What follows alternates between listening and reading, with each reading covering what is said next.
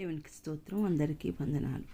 ఇవాళ రేపు అందరూ ఒకరితో ఒకరు పోటీలు పడి పెద్ద పెద్ద మందిరాలు, ఘనమైన మందిరాలు కడుతున్నారు. సొలొమోను కట్టించిన మందిరం బంగారం, వెండి, ఇత్తడి, వెలగల రాళ్లతో కట్టబడినదైనా కానీ కొంతకాలానికి అది కొల్లగొట్టబడింది, కూల్చివేయబడింది.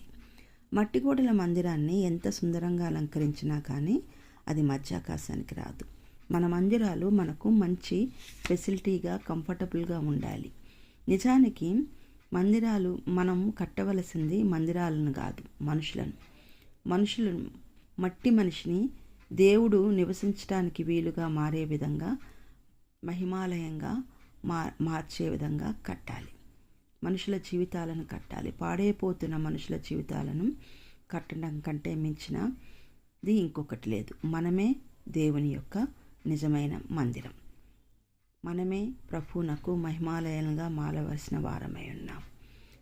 రాకడలో ప్రభువుని ఎదుర్కొంటకు మధ్యాకాశానికి ఎత్తబడవలసిన వారమై ఉన్నాం. ఆమేన్.